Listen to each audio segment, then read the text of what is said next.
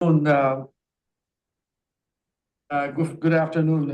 This is LCA Board of Director meeting on Monday, August 11, 2025.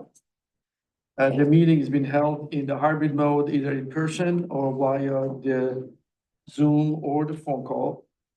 Lisa, would you please go through the roll call for the Board of Directors? You got roll call of the board. Amir Famili. Here. Jeff Morgan.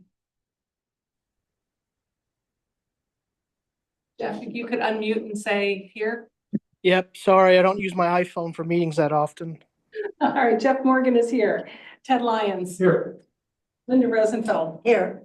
Norma Cusick. Here. Kevin Baker. Sean Ziller. Here. Mark Ramis. Peter Dent. Here. All right, we have 7 board members present, so we do have a quorum.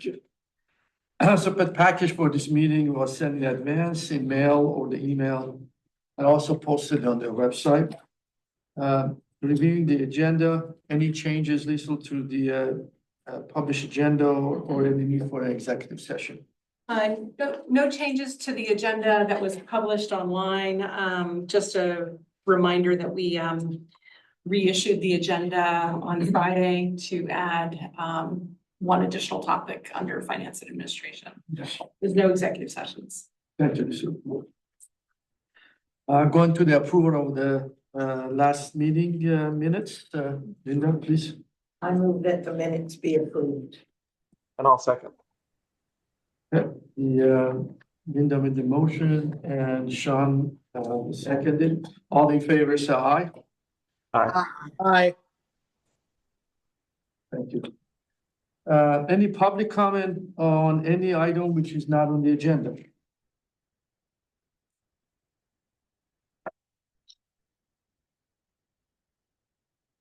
None. Moving to the action items that we have. The first is under finance and administration. It's the LCA communication assessment and strategic plan. And 2020, is that the topic we're going to cover today? Yes, Okay. the communications plan. Okay, go ahead, please. Thank you. So this is just a little presentation of a project that was recently completed. Something that the board has talked about over time is the need for additional community outreach and communications.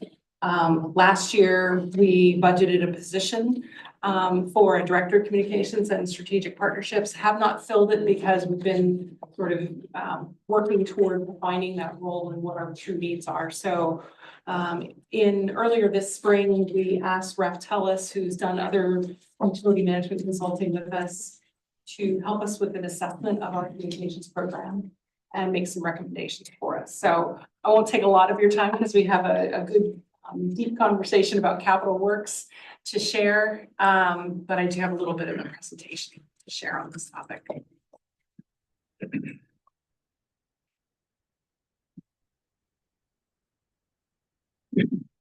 So we probably should let the record reflect that I believe Kevin Baker has just joined the meeting.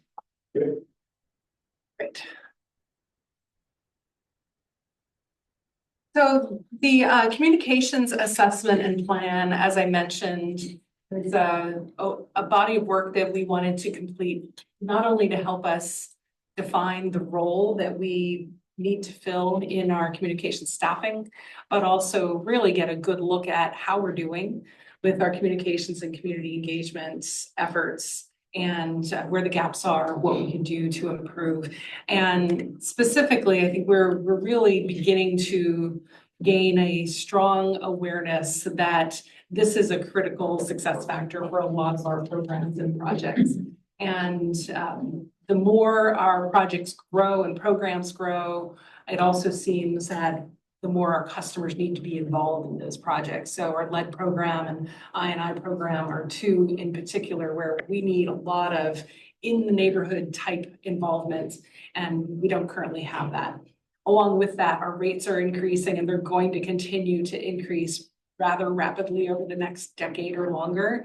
And having the community understand the drivers for that and support what we're trying to do is very important.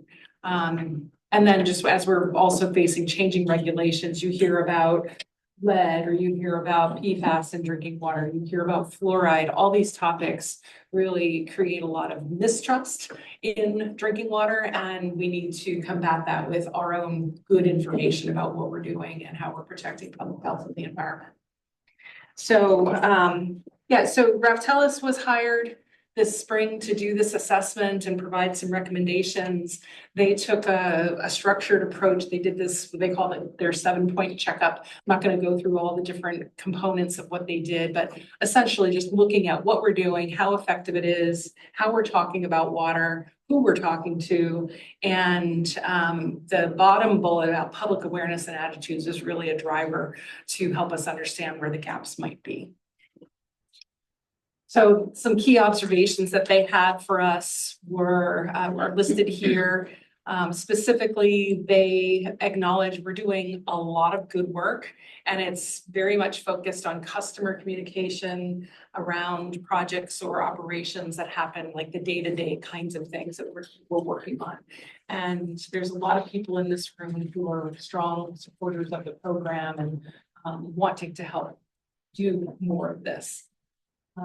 Certainly, they have stated pretty clearly it's more than what one person can do, and we need to supplement that with additional staff and potentially some additional outsourcing for specialized support like graphic design or language translation services, those kinds of things. Really pleased to see that they were able to identify strong relationships we have with local media as well as certain key stakeholders, which is great, but we can leverage that to do more.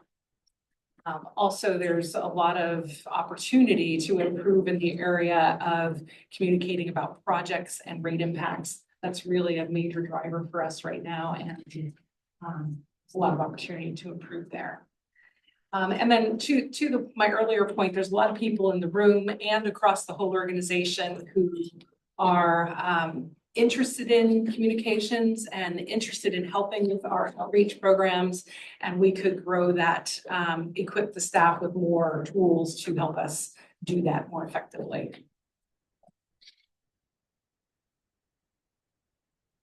One of the components of the assessment was a series of interviews. They selected 7 what they call community influencers. These are people who are running regional planning agencies or large developers or large customers or community leaders. So we identified 7 people for them to interview, and they sort of summarized the feedback here. I think no surprise, good communication or good connection with those stakeholders. And we are viewed as an organization that's well-run, fiscally responsible, responsive to the community, which is great. A lot of challenges that we face are not just our challenges, but challenges in the community where local governments, municipalities that we serve may be unwilling or have different levels of willingness to invest in their systems. This whole concept of how we pay for growth is a challenge, and that spills into how we communicate about projects. If we're talking about expanding capacity, how does that get paid for, and how does the growth manage to support those projects? Some opportunities there really about brand awareness, having the community and our stakeholders know who we are, the challenge and an opportunity. And some other details that came out about ease of billing. We have all these different billing arrangements with different municipalities. It makes it more difficult to communicate about what we pay for water, what we pay for source rights. Really great feedback there. We also did a customer survey. We did, I'll call it like a mini survey. It's a short time period. It was online. We blasted it out to whoever we had contact information for and got 612 responses, which I think is really very good. High degree of confidence in results.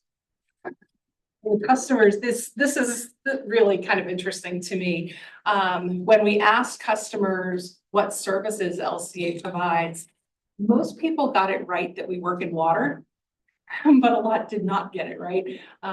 Less than half realized that we're involved in wastewater. And, you know, a bunch also thought we're involved with stormwater or trash or really don't know. So that kind of speaks to that overall organizational or brand awareness. When we asked customers how much they agree or disagree with baseline statements, like LCA provides safe drinking water, LCA cares about the community, those kinds of statements, our customers were mildly positive about those. So a 3 is neutral, where they neither disagree or agree.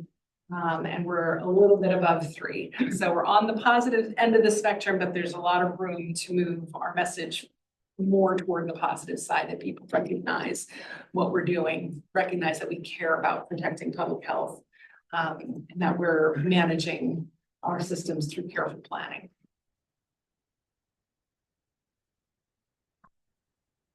Also very interesting, only 38% of our customers understand that we receive funding through water and sewer billing only. And the rest of our customers think we get some form of tax revenue in addition to water and sewer billing, or they really just don't know. So that's an important component, I think, because as a municipal authority, we are unique and we only receive water and sewer revenue, and that has to fully support our programs. Becomes a driver for how we talk about rates. This is also an interesting one, when what we ask is how much people pay for water per gallon. So the question is, how much do you pay for 1 gallon of water used?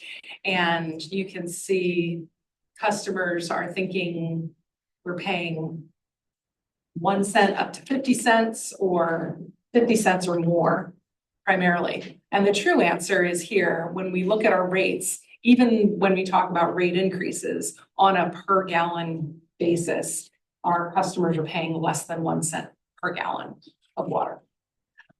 That's a message we could be working on in terms of how we talk about it.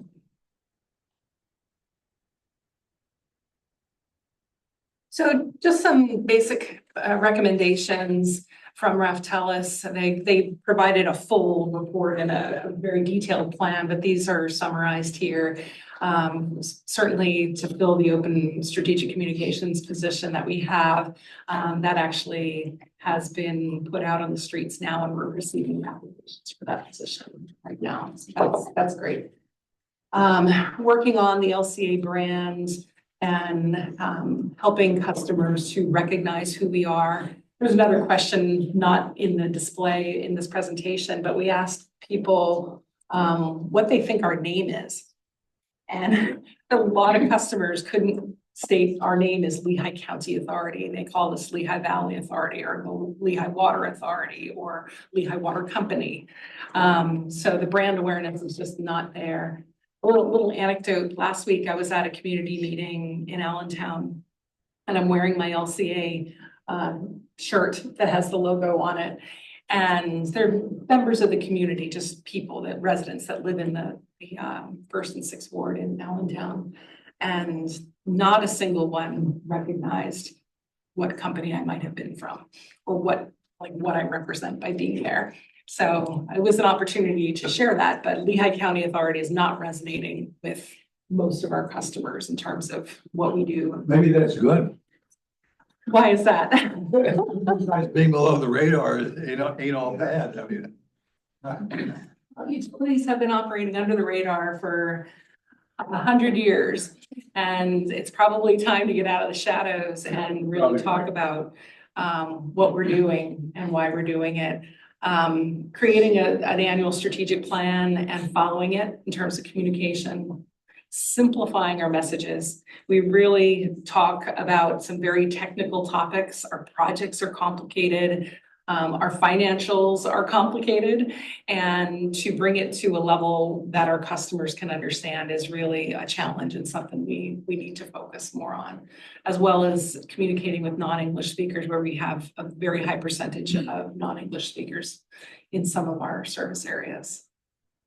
And then, nurturing regional relationships is a kind of a common theme throughout the plan. And then enhancing the tools that we use, like email or social media, a little more targeted, planned approach. We do a lot with social media now, but having it be a more targeted, strategic approach to support the rest of our program is recommendation. As I said, there's a whole report. It's a pretty hefty plan that Raftel has provided to us, but these are some of the kind of the highlights. Your first and sixth ward is a lot of non-English speakers. Yeah. So, yeah. Talk about the logo at all? Yes.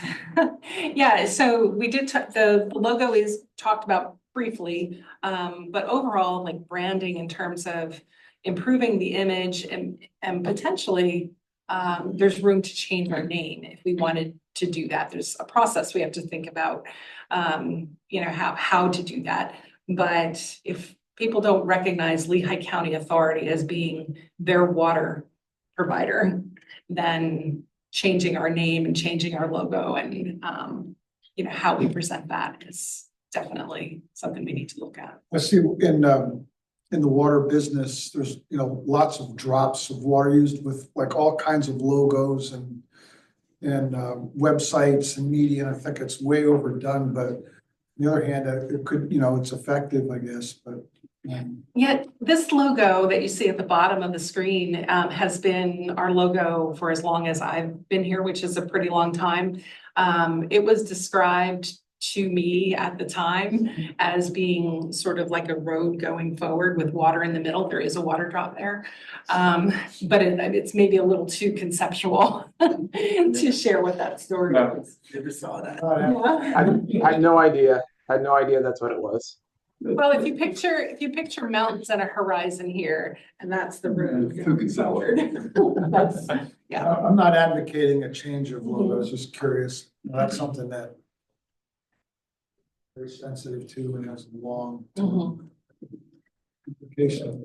Well, we just talked internally recently about this topic that, just as an example, Pittsburgh Water and Sewer Authority, which for the longest time we called PWSA. That's what their official name is, but they recently rebranded themselves as Pittsburgh Water, and they have new logos.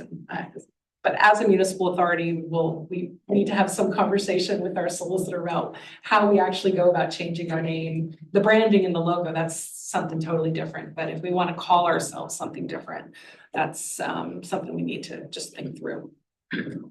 So, good.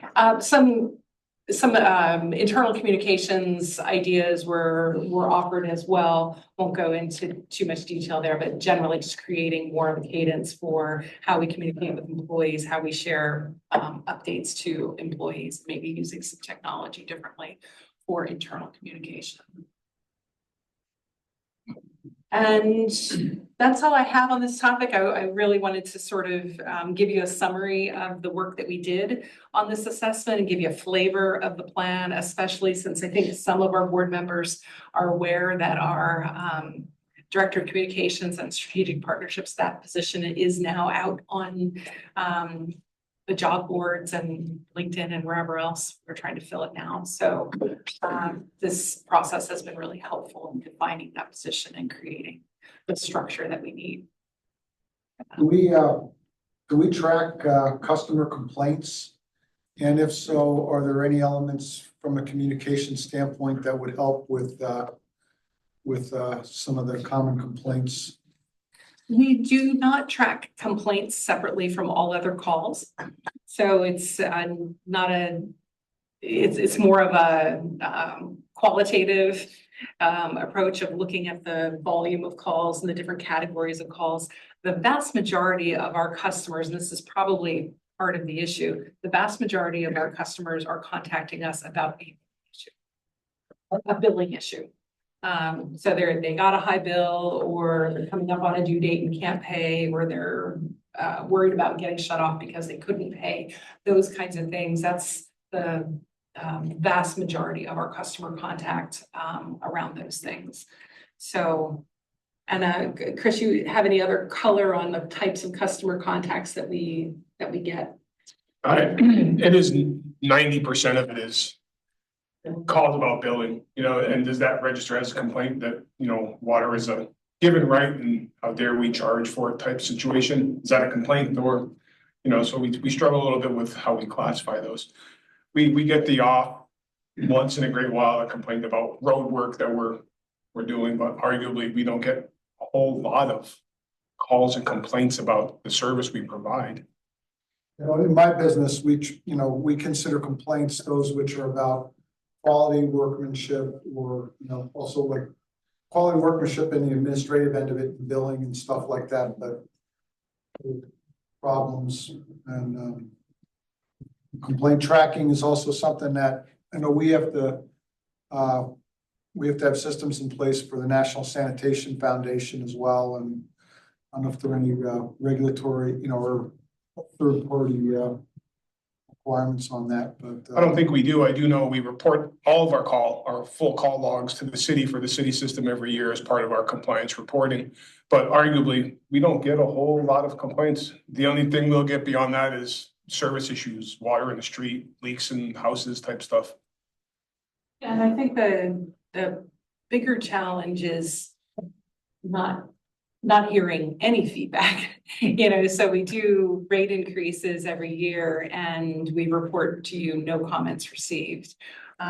Or we have, when we talked about our lead program, we have the canvassers out there knocking on doors, and customers have no idea what we're doing there, even though we've, tried to share that message pretty broadly. So, the awareness of who we are, what we do, and why we might be in the street or knocking on the door is really low. Something we need to work on. just what is the relationship with NSF, if any, for the authority? The National Science Foundation? National Sanitation Foundation, which I know is used for, industry uses that extensively for third-party providers of chemicals and equipment. It's a quality, and oversight program that's non-governmental, that's very important. And yeah, we require our materials and anything in contact with water has to be NSF approved. So that's in our specs, and the state oversees to make sure that our materials are NSF approved for any project. So it's kind of like the state's responsibility to make sure we're using the right materials, but that, totally familiar with the program. ANSI 60 and then 61 for equipment. Yep. So the sanitation, I'm just want to make sure we're talking about the same thing, because that's the National Science Foundation. Correct. It's a different entity altogether. It's National Science Foundation is part of the U.S. government, and National Sanitation Foundation is third-party regulatory body related to water businesses. Yeah, our specs, all the equipment, piping, coatings, it all has to meet the NSF. National Science Foundation, not the No, National Sanitation Foundation. The National Sanitation Foundation, I don't believe, is part of our world at all. The NSF that we focus on is the National Science Foundation for materials and Thanks. It seems to me that if there's no complaints, the fact that people don't recognize, are we looking for a problem here that isn't here? It's a good question, Ted. I think where we get hung up is when we're talking about the types of projects that we're focused on now. We're talking about having to be at every customer's door to do a lead service line replacement, or digging up the street to do I&I work, or inspecting service laterals for leaks. Those kinds of things really require the customer to understand what we're doing and why, and be engaged in that. So that's a big part of it. The other part that is really concerning to me and to, I think, everyone in the room is the future affordability or the rate impact of these programs.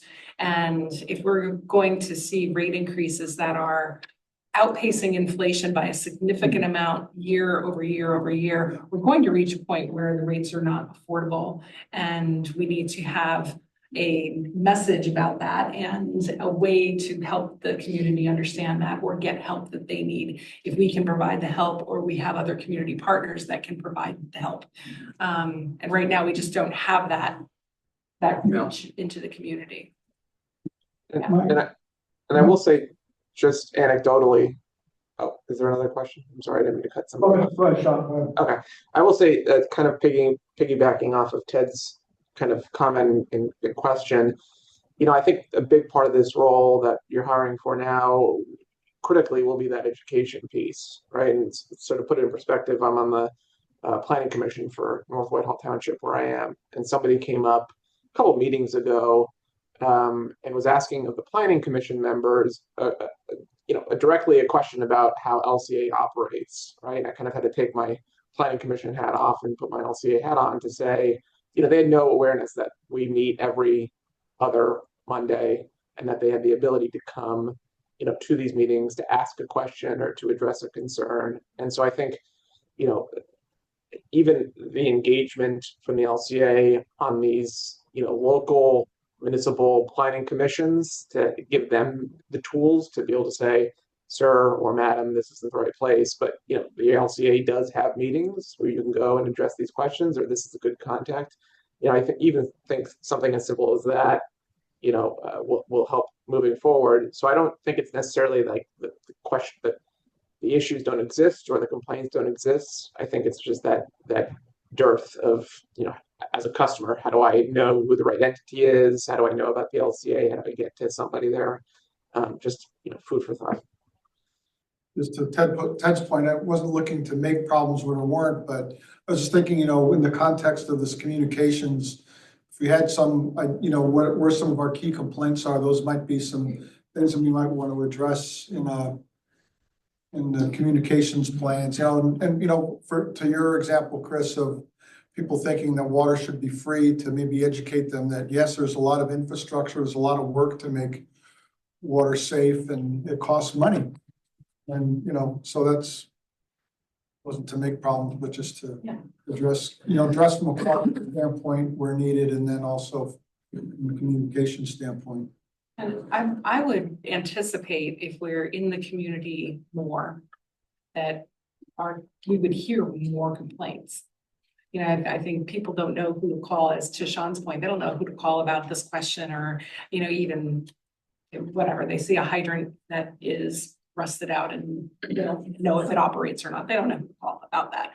But if we're in the community more and have those relationships, we'll hear about those things and we'll be able to address them. And that helps to build the trust with the community that we're responsive and care about what their concerns are. Then move on, but I think the name is an issue. I think that the LCA kind of is just really, it tells you nothing about what we do. And Lehigh County Authority, I mean, sounds like a governmental. That's who they call. Yeah, I mean, so maybe there's something there that we could pursue a little bit in terms of the name identifies kind of what we do. You know. Yeah, I mean, we often get calls from people thinking that we are an authority on the county. On a county issue. Yeah. So what a municipal authority is really not a commonly understood thing. And do we need to educate them about that, or do we just need to make ourselves more understood? So. Good to know if we ever want to get into the trash business, the groundwork's already there. Yeah.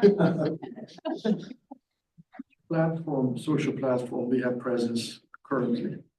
And I apologize, Sue Sampson is on vacation this week because she could have been a good part of this conversation too. But we are on Facebook, we're on LinkedIn, we're on Instagram and X.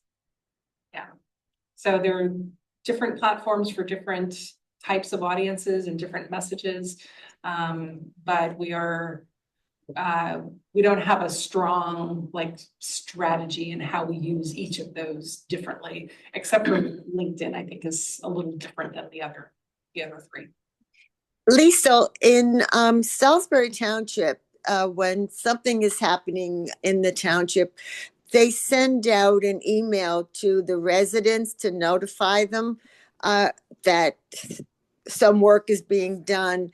Do we ever notify the areas where we're going to be doing work so that they can notify residents in their township that we're going to be there? We, thanks, Norma. We do direct notification to the customers through our own notification system. However, most of the time that's by phone or by a piece of paper in the mail or a postcard in the mail. Sometimes a door hanger. We don't use email a whole lot because we don't have all email addresses for all customers. Pardon me. But that's an area that we want to expand. We think that emails probably and text messaging are two ways that we need to expand and grow. And we have, just to another part of your question, Norma, we have attempted to coordinate notifications through the townships where we provide service, but it's difficult when we don't serve 100% of the township or 100% of the borough or what have you. So our customer or our service area, it doesn't neatly fall in zip code blocks or municipal boundaries. So we tend to use our own notification system for more accurate reach. If you had an emergency and you had to notify a whole bunch of folks, how would you do that? We would do that through our own system first. We have 90% or so of our accounts have a phone number attached to them. So we would do it that way. If it's a really large, widespread type of emergency, we would probably also work with the county or the city emergency management folks who have different ways of reaching out. Yeah. Hey, Lisa, I have a question. Okay. So I don't know the exact number, but I'm guessing there's a fair chunk of people out there that probably have no idea who LCA is because you deal directly with the municipalities, for example, and bulk bill the municipalities and, like the signatories, whatever. And then they get a bill from their borough or their township. They're not direct customers. Like South Whitehall, for example, is a perfect example. They're indirectly impacted if you're going to spend $100 million at the wastewater plant, but they would have no idea unless, some township, meeting or notification was held as to why rates are increasing by the township. And I think that happens probably for a number of other municipalities too. Am I correct on that? Yeah, absolutely, Jeff. And that's part of what makes communication difficult because we provide different services to different customers based on where they live. But I think overall organizational awareness, public awareness of who we are will help those situations. So Jeff, you live in South Whitehall Township, you might get a rate notice from the township that says your water rates are going up, your sewer rates are going up, and they will probably say no more than it's because of pass-through costs from LCA. And that we've seen those communications from the township saying, well, your rates are going up because LCA is increasing its cost to us. But what does that mean? What are the real drivers? Exactly. Yes. Yeah. Any other question? What's next? So we have the position that's out for we were working on recruiting now for that position. We'd like to get that person hired as soon as we find the right one. And then we start working the plan. Raftellus, as I said, they gave us a really robust plan with milestones and, step 1, step 2, step 3 type stuff. And working on building the team capacity and the branding and recognition is like the kind of the first piece. I think the lead is going to be key. Hiring the lead person is going to be the key. Thank you for Thank you. taking time for the presentation. I wanted to share that with you before we get too far into that. Thank you, Lisa. Appreciate that.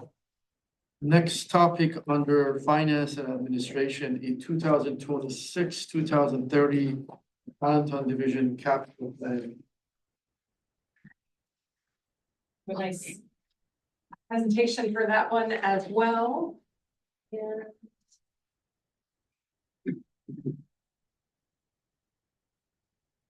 as everyone knows, who's been on our board before, Peter, this is your first time. We do a 5-year capital plan every year. So every year it sort of rolls forward by 1 year. And we try to do the timing of it to match up with our budget process. So we're just a little bit ahead of budget. We're talking about capital plan now. Next month we'll dive into budget, and then at the end they sort of come together for final approvals.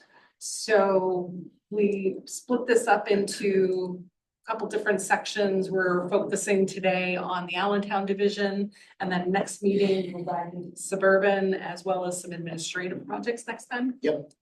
And this is a large body of work generated from Chuck and his team, a lot of inputs from around the organization about what the projects are and what they might cost, and then Ed Klein on how we're going to pay for it all. So we'll dig into that.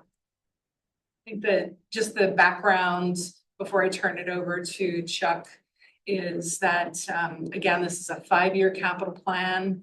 And as we talk about what's in the plan, we talk of it as being a plan, but not an actual recommendation for money spent. So when we ask for approval of the plan, we're asking only for conceptual approval that these are the right projects and the right way to do about funding them. And then every year we do an annual budget, and that includes the actual capital budget for the next year. So we have another chance to approve at a finer level of detail there. And then we have all the project approvals that you see throughout the year that are true authorizations to complete a specific project and spend those exact monies. And then finally, if we go out for bonds, new bonds or grants or other types of loans, those also get a board look and a board approval. So that's just to say that this is sort of a tiered approach, and the board gets many bites at the apple to approve. And at the planning stage, it is truly just a plan. An important plan. I shouldn't say just a plan, but it's just the first step. So Chuck, do you want to kick it off? Yep, thanks, Liesl. So before I get into the projects themselves, we'll just review the timeline. So we spent the last couple months, my staff, Capital Works, operations, finance, working through the projects. Today, like Liesl said, we're presenting the Allentown Capital Plan. At the next meeting, 2 weeks from today, I'll be presenting the suburban and admin capital plan. It begins the public comment period after we present the suburban division capital plan. We have a minimum 30-day public comment period, which is usually longer than 30 days. And public comment period ends the end of September. And then the first meeting in October, we will ask for board approval of the plan. And we'll have another, like an abbreviated presentation for the board. And then the budget review process begins next month in October. And I'm not sure what meeting Ed was budget approval. I think that's the second meeting in October. Okay. The plan is reviewed by the public. We send a copy of the plan to Lehigh Valley Planning Commission. to the Lehigh County Board of Commissioners, City of Allentown, all our signatory municipalities, and then it's posted on our website. And I believe actually the brewery gets a copy too. So this is the summary of this year's plan. On the top figure you see, that's last year's 5-year capital plan, $251 million. This year's capital plan is a slight increase from last year's. It's about $3 million more. The key drivers behind the capital plan, those big numbers that you see, the lead service line replacement program, that's over $90 million in our 5-year plan. The water treatment upgrades for removal of PFAS, and we'll discuss that project in the slide deck here. That's $20.5 million. The escalated I&I removal programs, including the source reduction plan, that's $30.8 million. Wet weather enhancements at Klein's Island wastewater treatment plant to treat up to 100 MGD of peak wet weather flow. That's $21 million estimated. And then lastly, the last big project on this list, the Klein's Island plastic media trickling filter rehab. Amy Rohrbach was before you guys a couple weeks ago to ask for approval of the media purchase.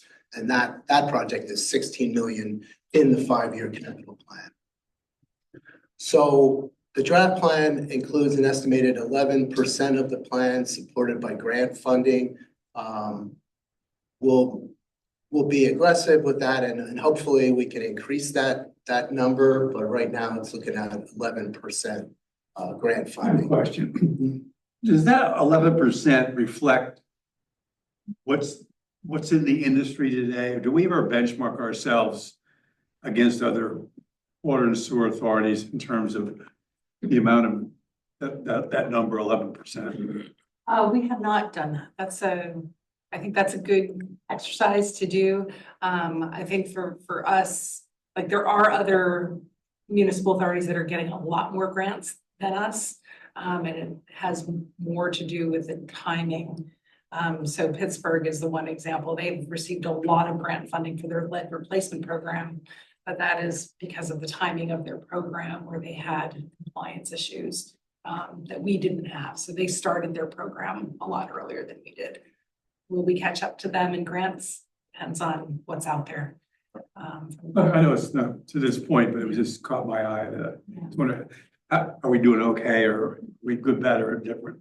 Yeah. In terms of getting money. Yeah. Thank you. Then the additional grants are possible, as I mentioned, and we will work to obtain those. The last topic here on this slide is the Regional Act 537 plan, which is Phil's plan. That was finalized this year. I think it's going to be submitted in September, October. October, yeah, we're at the municipal resolution stage. We're ready to get 15 resolutions, which is going to happen in the next 2 months. It's October, yes. So there's projects planned as part of that plan, and then there's a second wave of projects that may come depending on DEP's review of the plan and their recommendations. So there could be more projects coming after Act 537 approval, such as a parallel interceptor in our Western Lehigh interceptor area. So now we'll get into the projects themselves. These are the water projects first. That's a picture of the water treatment plant with the Little Lehigh Creek to the right. First up, the annual projects. That's a bunch of smaller projects, including things you'll see on the next slide, the breakdown of those annual projects. But they're small things. A lot of the accounts are used by operations. That budget figure is not much different than last year, but it adds up. There's a lot of stuff under there. Improvements, that's from the annual indenture report. We're largely caught up with those things at the water treatment plant. Sorry for the typo there. Just noticed that. Master plan studies, we're required to do one every 5 years according to the lease.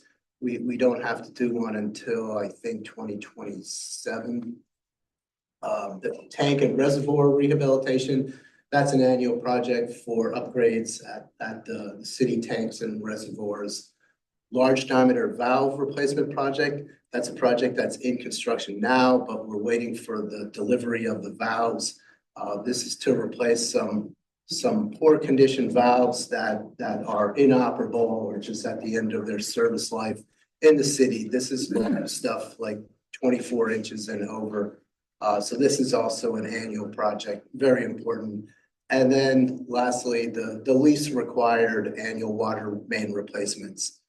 We are moving forward with the requirement of replacing 1 mile per year. We have to replace a total of 4 miles by the end of 2028. So the budget amounts there reflect 1 mile per year water main replacements. What's our dollar number in terms of what's capital versus operational? What do we consider? For like water main replacement? Or anything like, it was like $10,000, $100,000? So I have to be careful because it's not capital in the traditional sense, because according to government accounting standard boards, as a leased system, pretty much everything gets expensed. The only way it doesn't get capitalized if it's a main replacement or something that captures CCRC on it, where you're getting revenue over a period of years, so that we're following the matching principle for depreciation. But ordinary, I'd say, to be honest, if we spend $10 million, at least 4 of it is being expensed. There's emergencies that happen sometimes, emergency breaks. I don't know, Ed, how we classify them. I would assume operation. On the city side, they would be all expensed.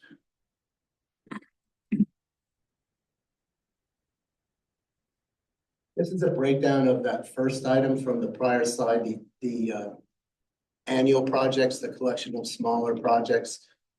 These are largely operational accounts that are used for upgrades at the water plant, for upgrades in the water distribution system, smaller things that don't rise to the surface of capital projects. These are the major capital projects. For the capital plan, there's a roof replacement project at the water plant, and that's going to follow an HVAC project, which is in design phase right now. And there's a water meter replacement project that the city does not approve of those as major capital. Maybe just for Peter's sake and being your first time, we use that term MCI. It stands for Major Capital Improvement. It's a defined term in the lease agreement that sets the threshold for projects that we can include in our rates through a capital cost recovery charge or not. So these are projects that would not be included in rate setting.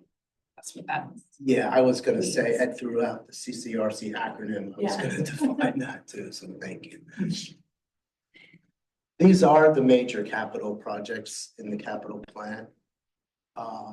There's the HVAC project, which is a phase 2 project at the water plant, upgrading different areas where the HVAC system is old and at the end of its useful life.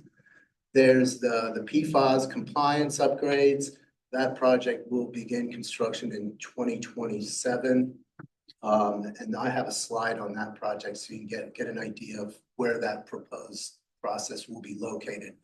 There's a redundant water line project at the water plant to improve resiliency, because right now there's a single line from the Little Lehigh, from the pumps that convey water from the Little Lehigh into the plant, and that's a source of failure. And it's also, we've noticed decreased performance in that line we think we have some head loss or tuberculation that we cannot get in there and maintenance that line. So we're proposing a new line, and there's a slide on that project as well. Water filter upgrades, that project is in construction now. Filter number 1 will start up by the end of the month, and then the rest of the project should go pretty quickly, but that's a multi-year project. And I believe there's some grant money associated with that project, big chunk of grant money. Lehigh intake upgrades. We used to call this project Big Lehigh, but we kind of dropped the big meaning Lehigh River, but everybody knows it as the Big Lehigh. So there's an existing city intake there, but we have taste and odor problems with the water quality.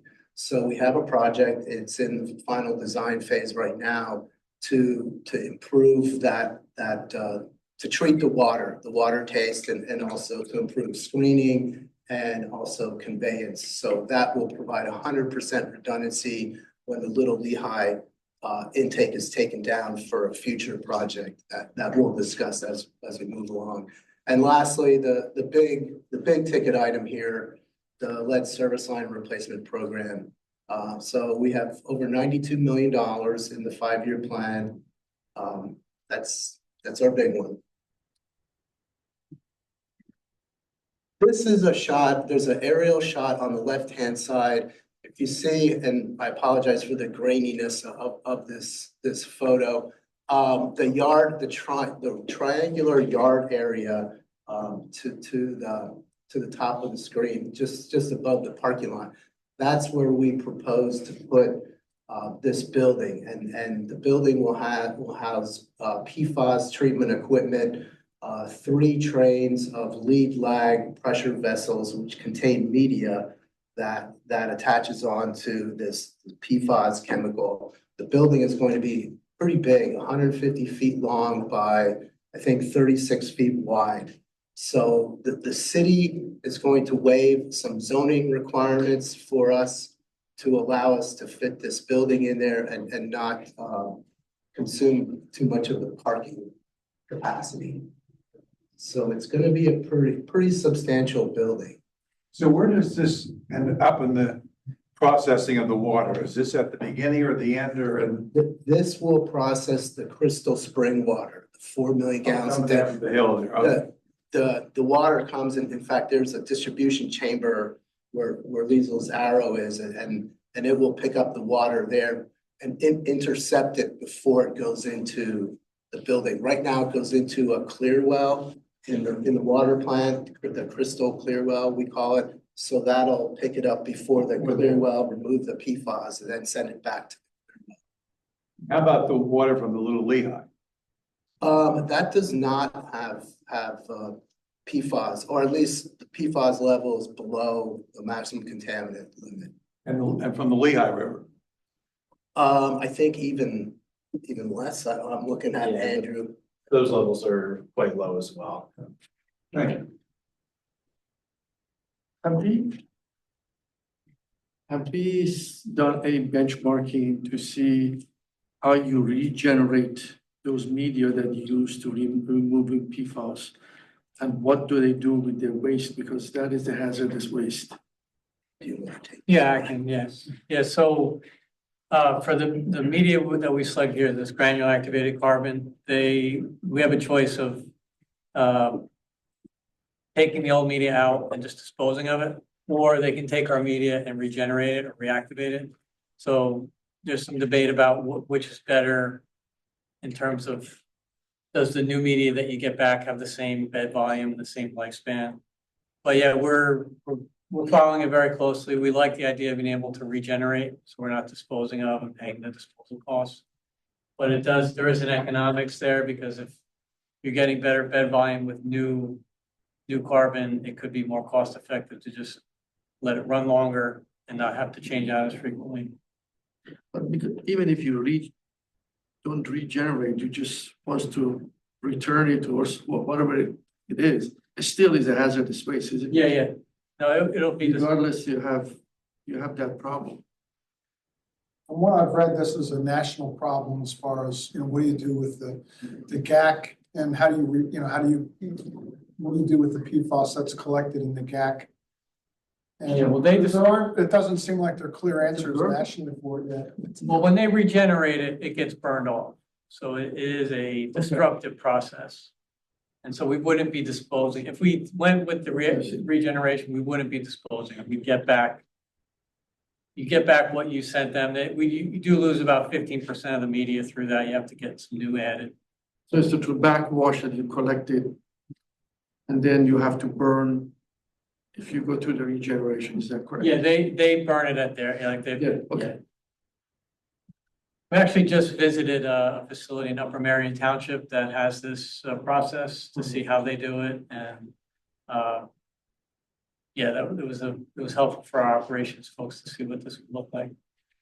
So I forgot to mention, that's the proposed building on the right there that I mentioned was about 150 feet long. So like I said, 3 trains of dual pressure vessels that operate in a lead lag arrangement. That's a picture of the big Lehigh. Oh, I kept the word big there. That's okay. So that's a building. It's adjacent to a small park. I forget what the name of that park is. That's the building on the outside, and then inside, those are the pumps. So we'll be putting an exterior tank to house chemicals to treat the taste. Yeah. Is that Canal Park? Oh, yes, thank Bucky you. Boy. Bucky, Boy. yeah, Bucky Boy.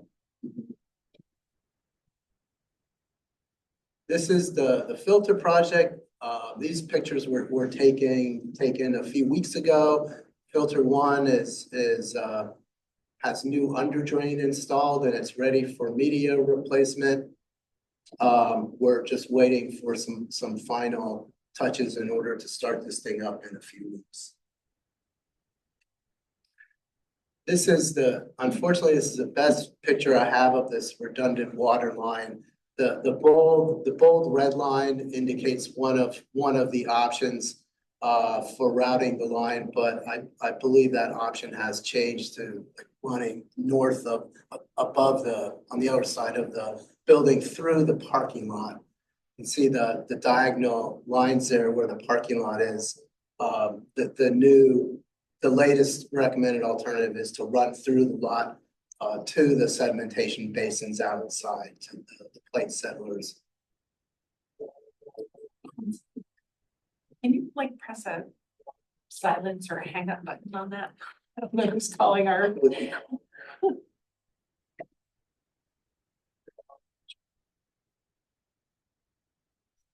Maybe someone from IT knows how to hang up the phone.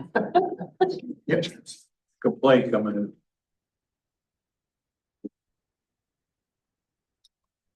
Okay, thank you. Continue. Next.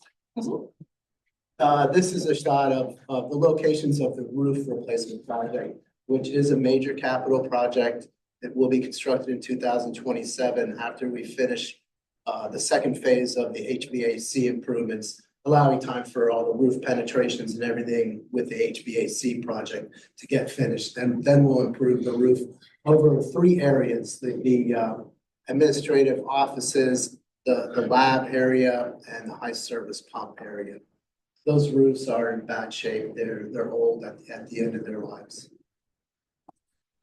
And these are the new projects that we've added this year to the plan.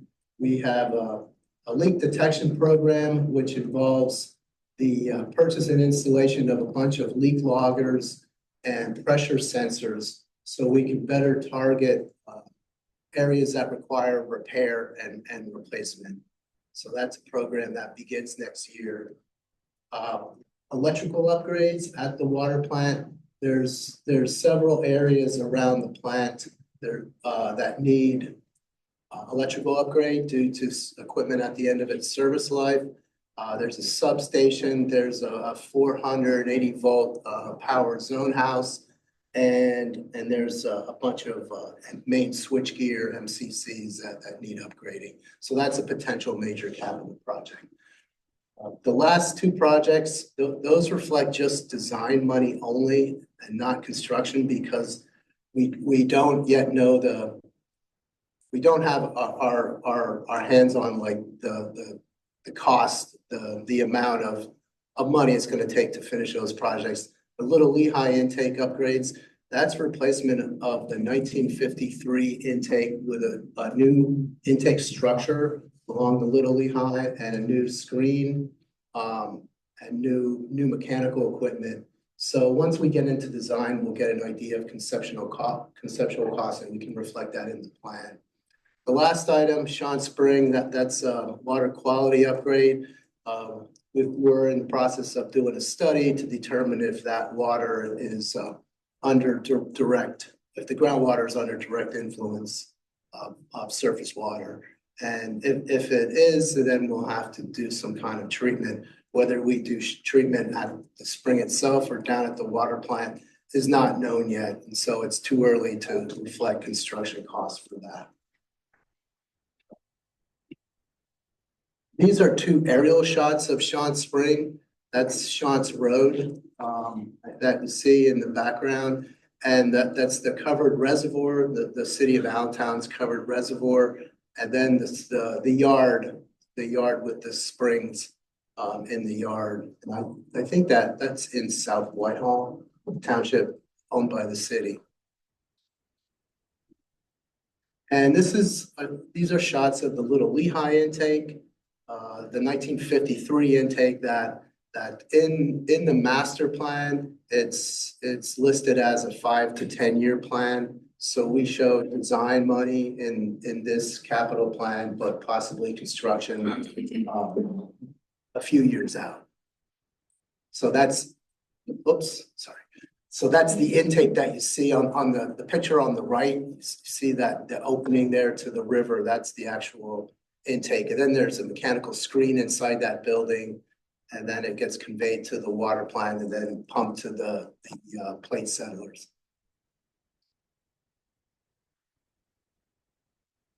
Here's a project we finished, which is good. Well, it will be finished this year. And this is a redundant power supply for the water plant. Right now, there's two feeds feeding the water plant, but they're from a single PPL substation. So this is to bring a separate feed from another PPL substation. So PPL is doing they're going to do the installation, and it should be done by the end of this year. Okay, now we'll get into the wastewater projects. That's an aerial shot of Klein's Island. First, we have the annual projects similar to water. It's a collection of smaller projects, largely used by operations. The indenture report and improvements, that's an annual project to repair concrete, structural issues that are generated from the annual indenture report that's prepared by Arcadis. Master plan studies, like the water plant, the lease requires us to do one every 5 years. So there's one, I think, in 2029, the next one. Manhole inspection and sealing program. This is part of the source reduction plan that Phil was involved with the planning of that, and Jason's going to lead it on the project management side. This is a 10-year program that should conclude in 2034 to rehabilitate manholes. And it also includes some pipe work, grouting, lining, possible dig ups where needed. Just want to make sure that everyone is aware of this. This is not cost recovery eligible. This is how you want to call it, out of the operating funds that we just received. We can't get any CCRC money back for this portion of the I&I program. And is this the 10-year program, or is the other project is the 10-year program? Both are through 2035. It's just a matter of when. I have a question. Thank you for clarifying that. Would you quickly review, when can we get reimbursed and when can we not get reimbursed from Allentown for these projects? Sure. Yeah, so the lease agreement includes a mechanism for cost recovery based on this definition of a major capital improvement. And typically, it's projects that are over $1 million as adjusted by inflation. So we're up to 1.3 million or something like that since the lease started. However, there are lots of nuances within the definition for major capital improvement about projects that can be aggregated together to be included as a single project or not. So there's a lot of rules and definitions around aggregation. And then as it relates to the sewer program, the entire program for sewer rehab is excluded from cost recovery. However, with the when we rewrote portions of the lease back in 2020, that we included, the city agreed to include a portion of I&I projects that are strictly defined by the city. The manhole falls outside of that.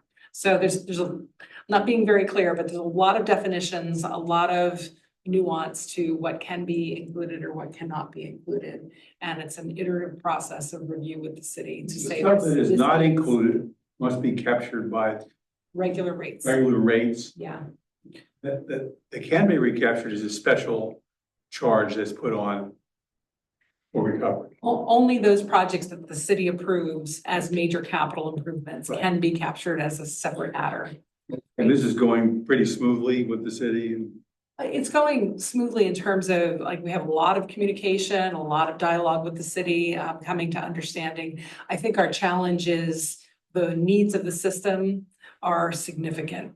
And how do we do the projects that we need to do when some of those projects can't be included in the rates? So it's an ongoing financial discussion that we're having to understand what we can afford to do.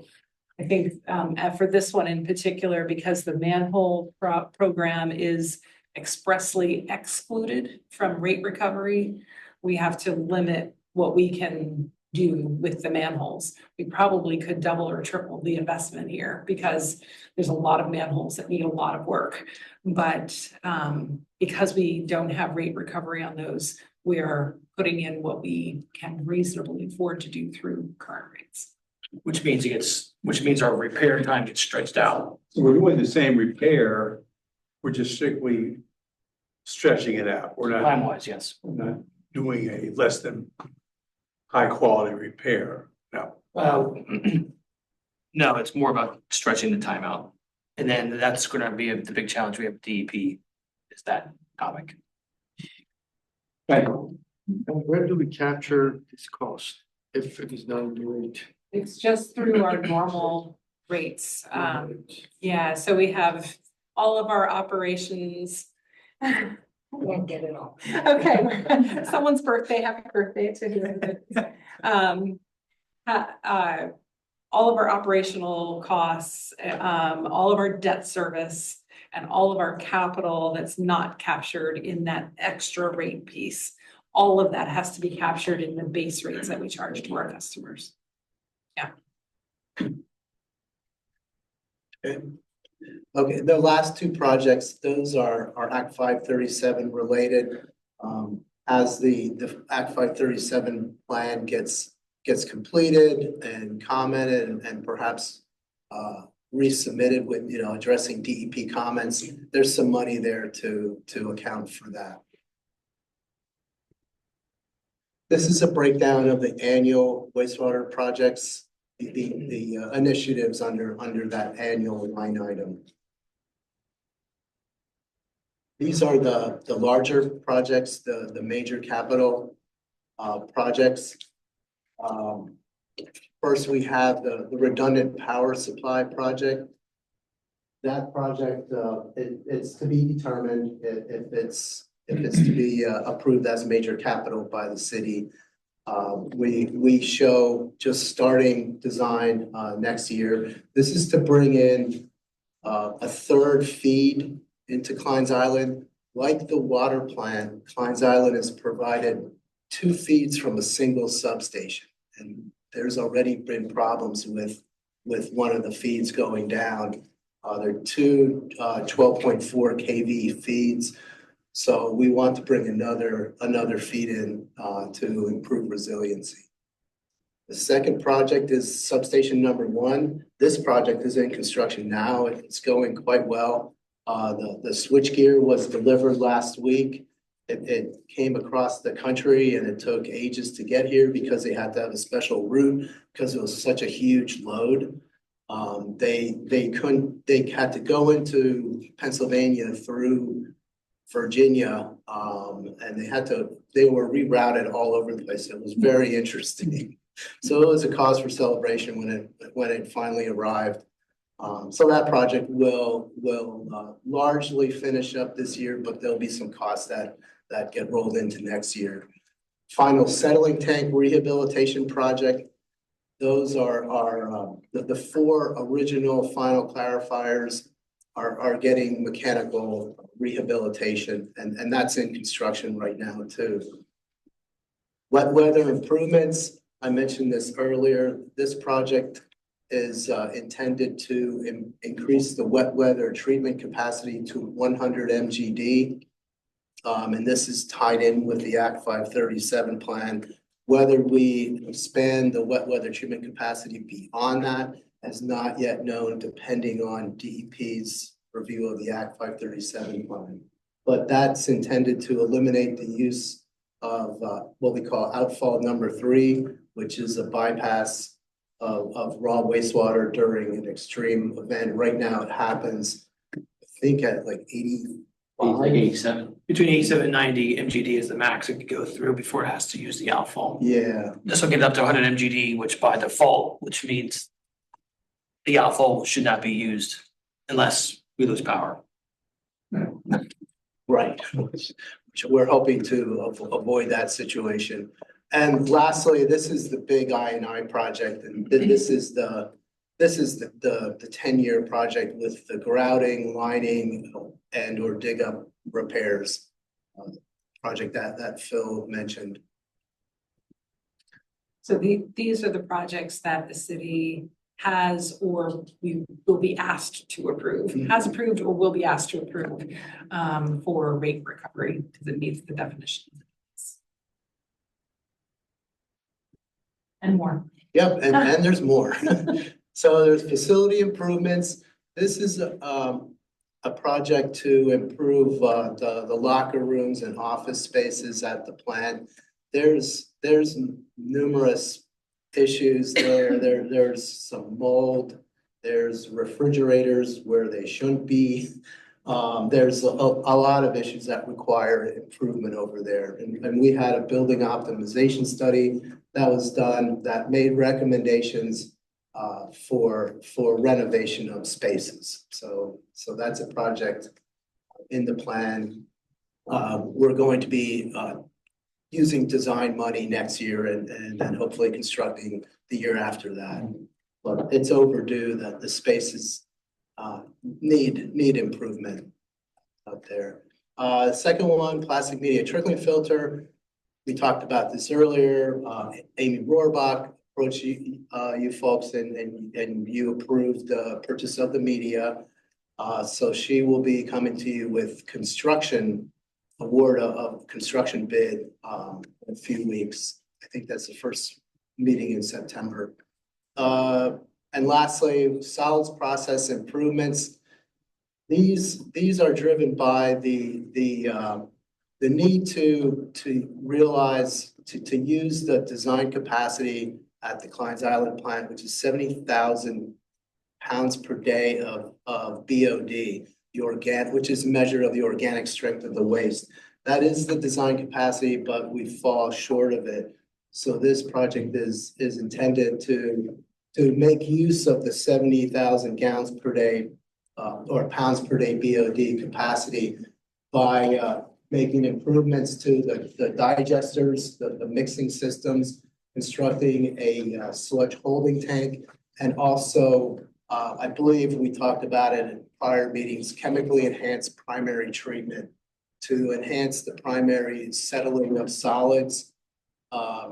And in conjunction with that, we just substantially completed a primary sludge line replacement project where we replaced old undersized cast iron pipes with glass-lined ductile iron pipes to improve the conveyance. We can convey a thicker solids because the friction is decreased in a glass-lined pipe. So that's kind of part of the whole optimization incentive to optimize the solids process at Klein's Island. So this project, a lot of it we show starting after Act 537 approval, although the SEP stuff has started already, I believe. So next slide, please. This is the existing substation and switchgear. I wish it was too late to insert a picture of the delivered switchgear. I wanted to get that in, but it just came last Friday. So this is what's being replaced under that project, and it will, the majority of the project will complete this year. This is a shot of the main pumps and the auxiliary pumps that pump the raw wastewater at the plant. These are being replaced under the 100 MGD project, the wet weather capacity enhancement project. And these are pictures of the trickling filter towers, the plastic media trickling filters. That picture on the left, that's from when they were constructed in the early 1970s. That's just to get an idea of the foundation. So the media sits on top of all those beams that you see going across the diameter of the tank. The middle shot, that's what the tanks look like. There's 4 of them. And then the shot on the right, that's the distributor arm going around and distributing the raw wastewater after it gets primary treatment across the tank. It rotates around the tank and distributes that water. And these are pictures of the final settling tanks, another major capital project. These are the original tanks, I believe, from the 30s. And these are 3 new projects in this year's capital plan. We have what we call OCU Building 24. That's short for Odor Control Unit. This building houses equipment that removes odors. It essentially sucks odors from the bottom of the plastic media trickling filters. And there's an odor permit at Klein's Island. This is a very important process. And the equipment is at the end of its service life. It is a near-term project in the master plan. So we want to replace the lighting and replace the mechanical equipment. It uses hypochlorite to basically neutralize the hydrogen sulfide. So that's not a major capital project. It's less than, we anticipate it's less than $1 million. Second project there, effluent pump station upgrade. Right now, there's 5 effluent pumps that when there's high flow, they pump the water to the Lehigh. And at 100 MGD, all 5 pumps need to operate. There's no redundancy. So we have a project to increase capacity of that station such that we can operate with 1 pump down in a situation where we have 100 MGD of flow. So we show that starting a couple of years out. Once we have the 100 MGD project substantially completed, and then we can endeavor to begin that project. And lastly, the electrical upgrades. There's numerous motor control centers across Klein's Island that need to be replaced. They're old. Some of them are 50 or 60 years old that we need to replace. So we have a multi-year project to do that. All fall under $1 million, so that's all. Well, yeah, I know, I hope. Well, it's kind of a double-edged sword, right? If it goes over $1 million. Right. So there's not much to see. The effluent pump station, not on the left, the pumps are below those large hatches. And then there's the electrical control room on the right. This is a picture of the odor control building 24 on the left there. And those towers are where like the spray, like an aerosol of hydrogen, of hypochlorite neutralizes the hydrogen sulfide. And then the inside of the building is on the right there. This is a project that we're going to complete this year. It's substantially completed right now. Contractor did a really good job, and that's to replace the primary sludge digester feed lines. So this is the sludge from the bottom of the primary clarifiers. It gets pumped to the anaerobic digesters. We had a problem conveying a thick sludge. We could only convey like a 2% sludge because of the condition of the parallel pipes that run over across the yard into the digesters. So we increased the size of those pipes from 6 to 8 inches, and we use glass line pipes. So this project will optimize, help optimize digester capacity. And now we get into the numbers, which I don't know, Ed, if you want to take it from here. Sure can. So altogether, we're going to spend $254 million. That is for both of the systems. Water, you can see at 159, and wastewater at almost $95 million in total project spending. To accommodate that spending, we're going to get about $139 million plus some change from operations and cash reserves. The operations will be coming from current year cash flows, and that will be in the neighborhood of about 121 million. And we are going to use up some cash reserves, about $17 million. City of Allentown is due to pay us $100,000, and that's mostly in the 537 plan.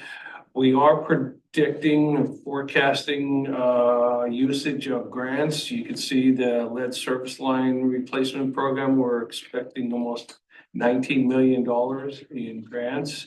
On the PFAS compliance side, $10,250,000 worth of grant money. We had previous ARPA grants on I&I that we don't have carrying forward. In 2024, we borrowed money, $55 million. In 2026, that will be the end of it. So we'll spend off the $24.3 million that's left from that borrowing, and we'll take on additional debt of $61.9 million to pay off the projects. Where we think we're going to spend the money and borrow the new borrowing, lead service line replacement, which would be the non-grant portion, $52.4 million. We'll need to borrow $6.3 million to pay for PFAS compliance upgrades. And the rest of it is in various water filtration plant projects worth $3.3 million. So we're taking on 61.9 to do all of this. Cash flows, user charges, we're projecting the 2.5 per concession agreement per year. In 2026, we said that we'll get a CPI increase as well, 3.0%. The remaining years, that will be 2.1% per the inflation experts out there. I don't really build any volume increase into the revenue dollars. Again, if you look at the second line on the bottom, the concession agreement, when you add both the 2.5 and the inflation, comes out to be 5.5 in 2026 and then 4.6 for all years remaining. In terms of total user charge revenue, once you start to add in the CCRC that Liesl has explained, you get about 8.8% in first year, kind of drops down to 8.0, back up a little bit to 8.13, and then starts to come down to 7.1 and 6.9. In terms of non-operating revenues, we really stay conservative and not try to predict stuff that I don't see out there, so we stay constant.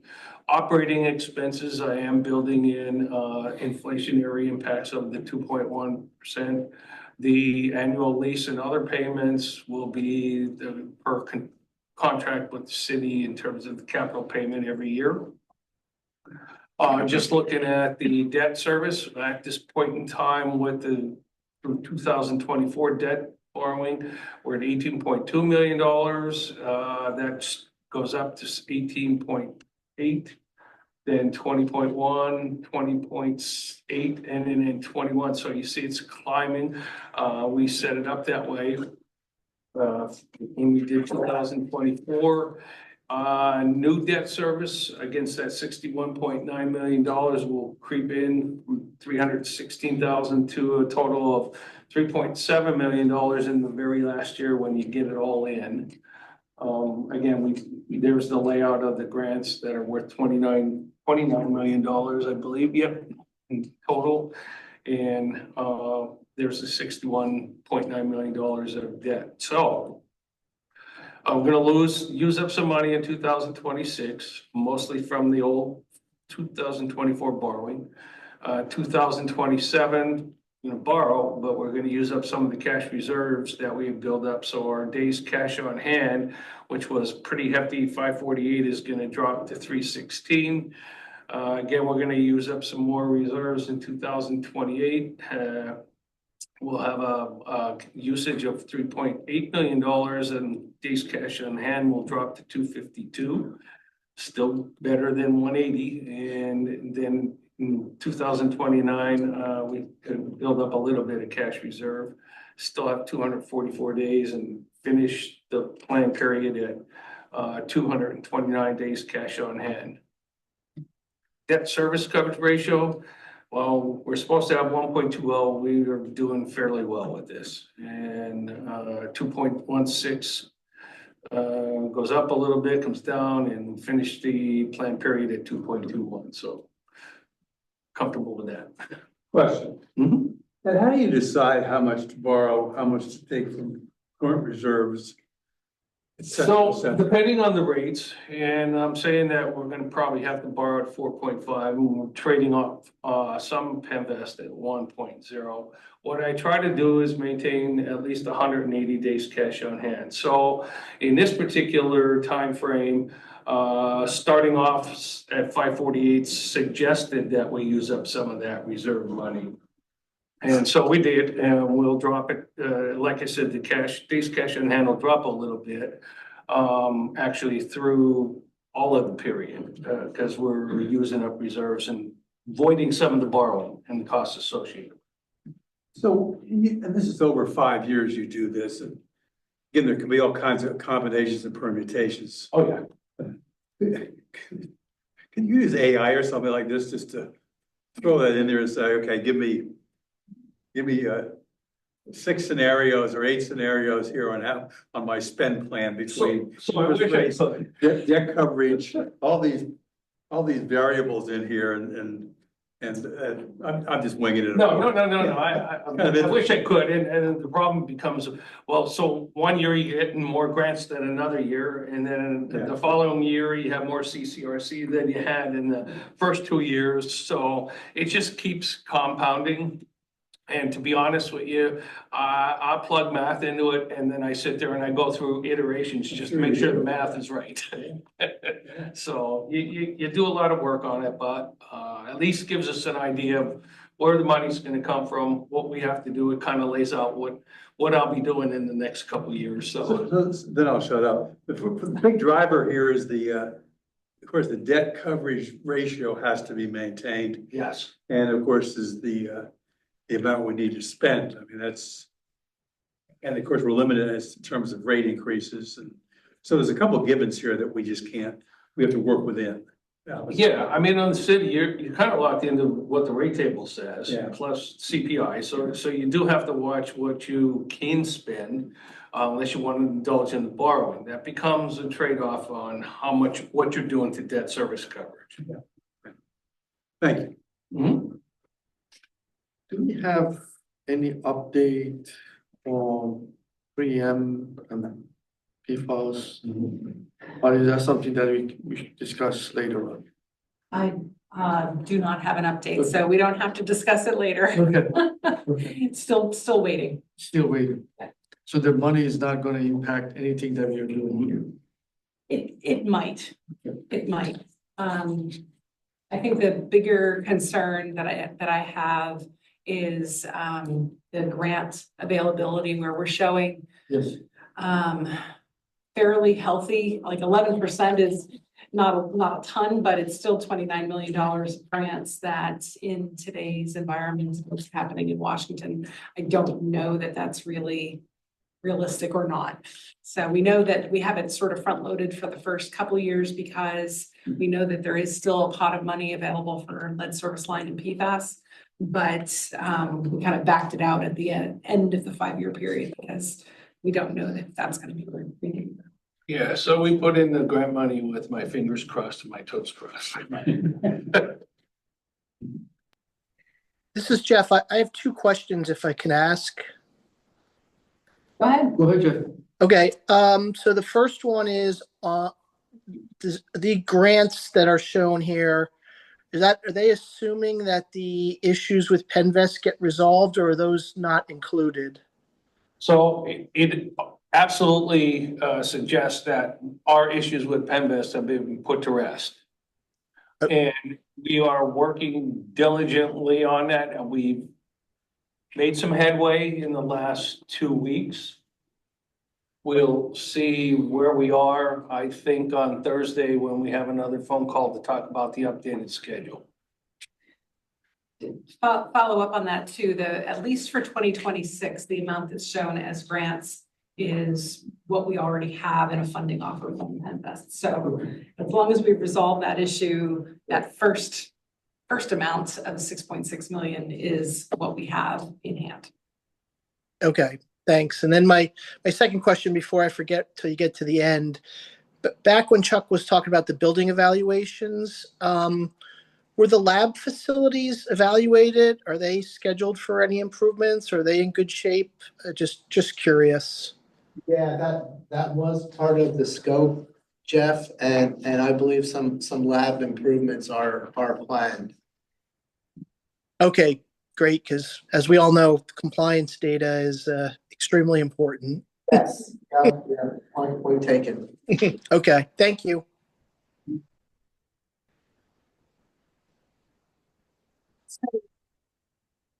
Ed, you want me to do the rate? Yeah. Okay. If you don't mind. No problem. You Yeah, did that so better than me. this is really just a sort of a summary on the rate side from the prior slide that Ed went through, looking at over the 5-year period, the base rates, which is subject to CPI plus 2.5%. So we're saying between 4.5% and 5%, 5.5% would be added to the rates during that period. And then additional charges for capital cost recovery and change of law. Change of law is another category of rate increases, but it applies to projects that like the lead service line replacement projects that's driven by a regulatory change, but also over the $1 million threshold. So it acts the same way as a capital cost recovery charge. So with those projects that are designated as receiving capital cost recovery built into the formulas that Ed looked at, we have rate increases between 7% and 9% every year during the period. And that will probably continue for the following 5 years as well, because these are longer term projects than 5 years each. So we have shown here the 2025 average residential water and sewer bill is based on 13,000 gallons of water used per quarter. It's about average in Allentown, $965 a year. And looking out to the end of the 5-year period, that same customer would pay a little over $1,400 a year for water and sewer with those rate increases. So when we talk about affordability, it's a real issue that will mean a lot to a lot of customers in Allentown. We'll have to think about how to manage that. So if I might add, I mean, we have now a percent of our customer who cannot afford to pay. So if that percent goes higher, then we have less revenue potentially. Yes, exactly. So we have, it's a whole separate topic. Yeah. And a separate discussion, but it is very top of mind when we look at these numbers, the impact it will have on our customers. One last question, and I know I've asked this before, but I know we reevaluate the security of the Kleins Island location from a flood point of view every so often, and we're still comfortable with that situation down there, given the possible change in the weather patterns, so forth and so on. Andrew, you want to talk about the flood dike maintenance? Yeah, so Asked this before. Seems with some of the weather events we've had, it's been right, so we maintain the flood dike actually up past or on the other street of the Hamilton Street Bridge. It's inspected annually by either us or the Army Corps of Engineering. We've never had any bad grades according to them. I've never seen it get super high as far as like the top of the flood dike. There's sort of like a driving path that's, let's say, halfway up. I've seen it get up a few feet below that, but never even up to that driving path. So as far as like the changing weather patterns and some of the more severe rain events that we've had even over the past 5 years, I don't think there's really any major concern at this point. There's no like any 100-year flood data that would put the river rise. That I can't comment on that. Not sure. That's what the flood dike is designed. Probably for 100 years. Question on security as well, regarding physical security into any of the facilities and cameras and, you know, you see some of these areas that are just rather remote, like South Whitehall Township, physical security and internet security enhancements. Are there any of those numbers buried in here that you separated or? No, not in this capital plan, in the administrative capital plan that I'll be presenting in 2 weeks. We have a separate project for security upgrades. And maybe Chris can chime in on that. We'll probably not talk about those, just because of I mean, we'll present the numbers and topically say that that's what it's But for. they're handled elsewhere, I didn't see it. Just from a security standpoint, we don't want to talk about security. Good.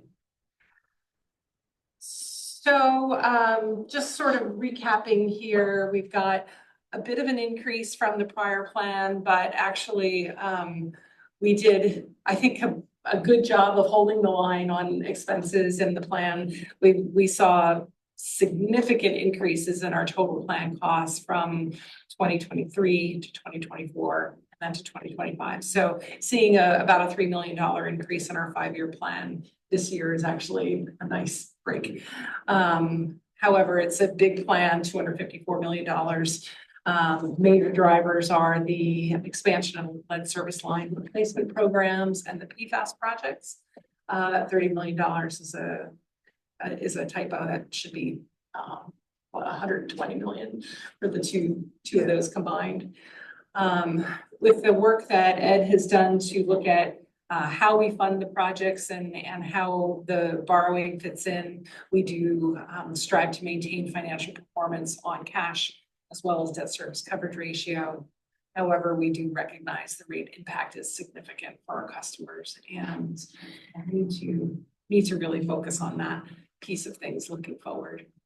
And then as we look ahead to 2026 to DEP's review of the regional sewer plan, we might see some adjustments in how those projects are reflected in future plans.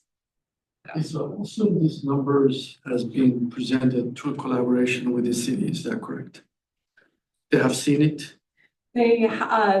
We will present this to them. We give them the plan after this meeting with any refinements we need to make. And then they have a review period. They give us feedback, but that's like the formal process. So all along, they're very aware of the vast majority of these projects and as well as the projects that are in the master plans. So it's kind of like an iterative process. I'm just interested to see the city reaction on 7 to 9% rate increase for next 5 years. How, the board were thinking about it, the whole city, how is their reaction if they see that? Yeah, I think they're well aware of that. You're well aware. They're well aware of it. We've been talking a lot with the city about especially the two major long-term programs being the I&I program, as well as the lead service line replacement program. City's very well aware of what those costs will be and the requirements that we have to meet for those. So I think when we talk with the city, they're concerned about the rate impact, of course, but they seem to have a bias towards smoothing it out. So not seeing wild up and down changes in costs. So we have a more gradual increase, even if it is 7 to 9% per year. That's easier to manage than 7% one year and 15% the next year and 6%, the up and down side of it. So they've been very conscious of wanting to see things spread evenly.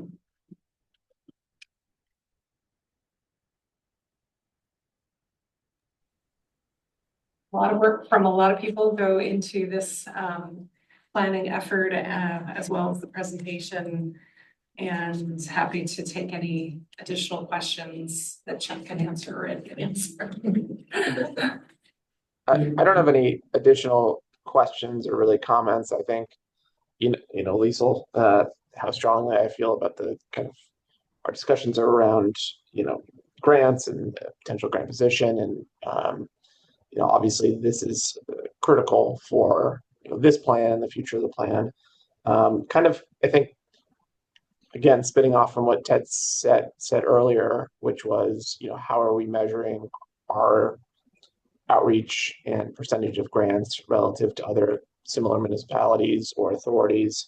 I also think, I know we're not applying for a lot of grants, but also keeping track of our capture rate. So of, X number of grants that we applied to, we're securing, the full ask or the majority of the ask. I think starting to track that information, I'm sure you're already doing it. I think would just be helpful as we, start to do this more, whether it's Penvest or just other grant sources. But I think Jeff covered any other question I had in his prior questions. And I thought I read somewhere recently along the lines of grants that federal government was going to be reducing or eliminating some of the funding that's going into state revolving funds.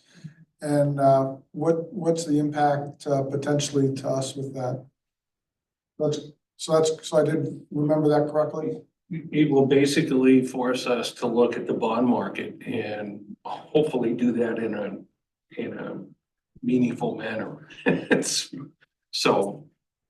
And we'll say the original news about the state revolving fund levels was very drastic, like a 90% cut in those programs. And that has significantly changed. We're looking at, I believe, about a 20% cut in state revolving funds. The biggest issue, Pennsylvania has a very healthy pot of money in their state revolving fund. But the loss of the grant component of it through the Infrastructure Investment and Jobs Act that not being renewed beyond 2026 is a major concern, because that's when all the project costs really come in, Right. is 2027 through 2037. Yeah. So the funding, so I guess what I'm saying is I think the funding will be there for projects, but on a loan basis. It's the grant funding that is significantly at risk. Yeah, I would say it's gonna be heavily persuaded to loan and not grant. That changes things a little bit though, because you got interest, so. And of course, the grants are excluded from the rate. Yeah. The Sure. rate increases and. Yep. Lisa, I have a question. Are the grants available to both for-profit and not-for-profit entities as far as the water authority goes? They are. Yes. So we're competing with for-profit water authorities. We may be, yes. I mean, I think that the private for-profit water companies are not utilizing the state revolving fund as heavily as municipal authorities and small townships and boroughs. But they are eligible to apply for those funds. Lisa, I got a question. It's for you or Chuck, I think. But the money side of it complex enough. How do we feel about our resources in terms of ability to manage the slate of projects? You want to take a first stab at it? Yeah, I mean, right now, the project, we can handle the project load. We look good. We've added another person under the asset management department. And we added a project engineer in capital works. So we look okay for now. We may have to revisit that in a couple of years when the lead program really kicks in. Yeah. So a couple thoughts to add on to that, Chuck, are first of all, I think the board is aware that we're currently undergoing a staffing assessment that is on the agenda for the next meeting. So we'll talk about some of that with you all at the next meeting.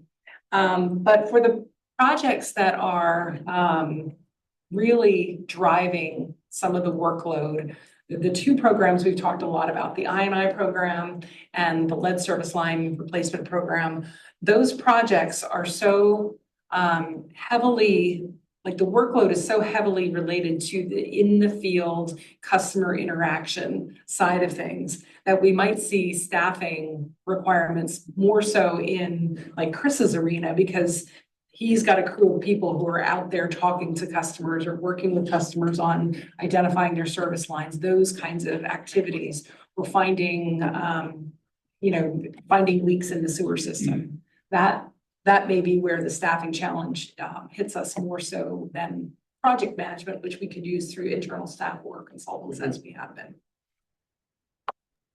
So I think we'll hear more about that in 2 weeks. When we talk about the staff, could we revisit, maybe a year ago, we presented for AJ's team, an org chart, what are the gaps? I don't know where we stand on completing that staffing for his organization. If you remember, there were boxes that we need to hire the people and so on and so forth. Yeah, let me take a look at what we presented, and if we presented it to the board or to an executive session, we were talking about. It was in the board meeting. Okay, yeah, let's take a look at that. We've done a fair amount of organization and reorganization. Recruiting has been a real challenge for that department in particular because of the high level of technical requirements, educational requirements for positions in that department. So yeah, let's see where we were the last time we presented. And Okay.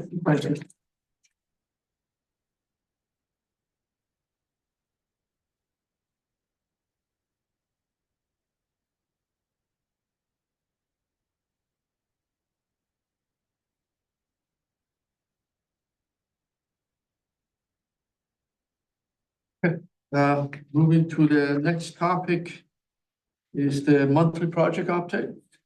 Yeah, I'll keep this short. Next meeting, it's gonna be a long one. If you took a look at the report, we've got a lot to cover. We will come back to capital planning again next time to review suburban division and the administrative projects. We also plan to have EMA on site to provide a presentation on their assessment of our staffing needs and recommendations. That's sort of a important conversation to have before we get into budget, which is September. So that'll be, I think, an important presentation and conversation. Also, at our next meeting, we've got a few projects that are coming up, meters and the wet weather improvements at Klein's Island. We had plans for a presentation or an update to the board on the industrial pretreatment plant at the next meeting as well.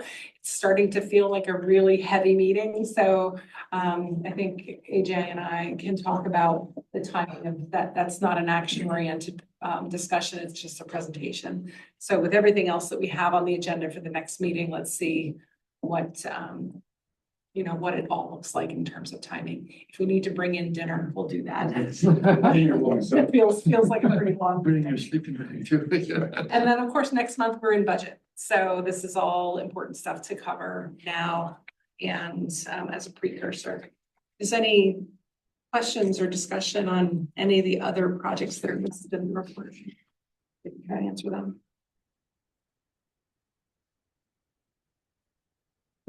Thank you. The next topic, the monthly financial review. It's a digital board package, pages 14 to 25.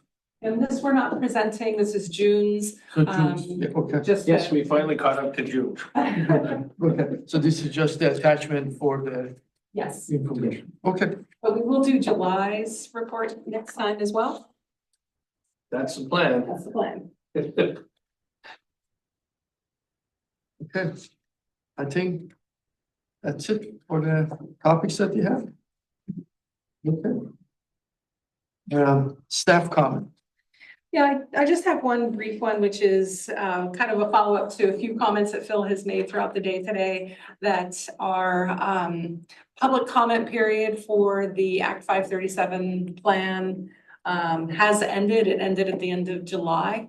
And so we received one comment. It was a very nice letter of support by the City of Allentown Environmental Advisory Committee, which was welcomed.